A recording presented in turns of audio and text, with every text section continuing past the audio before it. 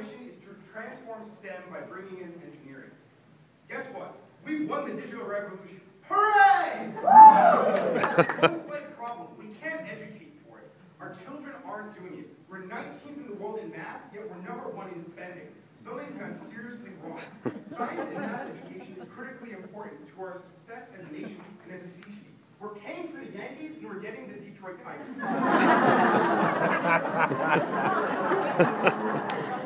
Even the Tigers freaked out about this. And the way forward is to change how we perceive science and math education. Math and science are seen as these ethereal ghosts. They're wandering around the world. They never actually affect your life. No one can see how they're used. It leads to these horrible questions like, why do I ever need to learn math? I'll never use this. My God, that's horrific. Where does this stem from? Well, it stems from how we're teaching STEM.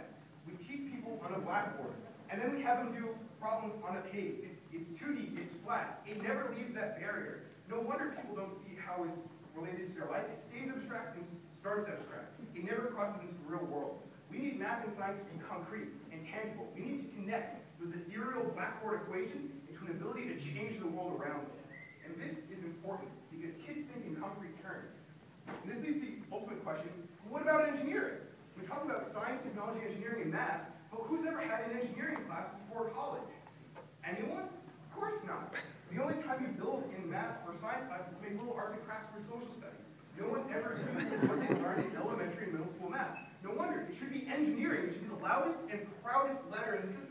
Say it with me. Engineering! Engineering! Engineering! Engineering! Engineering is important. It brings together the rest of science and technology and math to do something. You use math to describe what you're doing.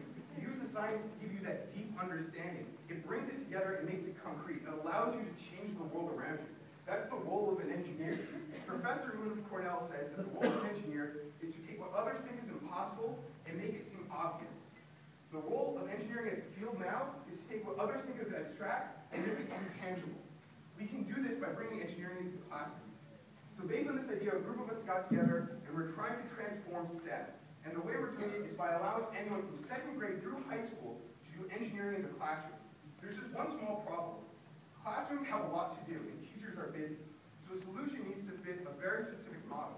It needs to be safe, cost-effective, and easy to use, and it has to teach what are already required by the teachers. They can't add on another special class. You can't have 2nd graders going to a new shop class to play with power tools. A, it's a bad idea for safety concerns, and B, you don't have the time. What's the solution? Digital fabrication.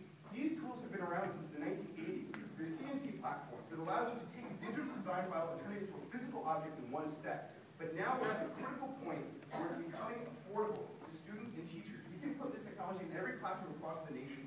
We start them off with paper crafts in 2nd grade and move them up to 3D fabrication. By the time they're out of high school, they're really ready for the new world. We can instill the skills at a young age and cultivate them as they grow up.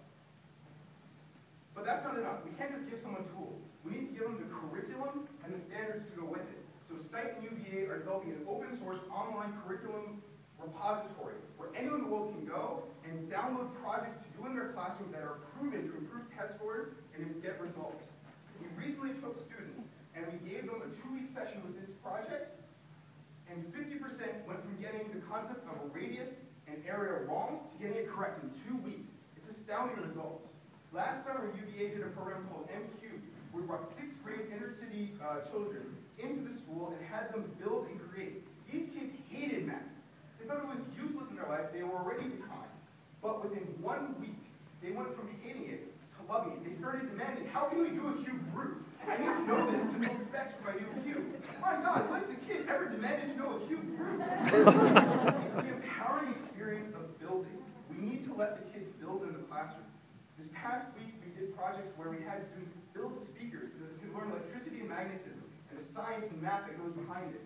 And within that same day, a student said, this is the most fun I've ever had making something. Another girl declared, I think I want to be an engineer.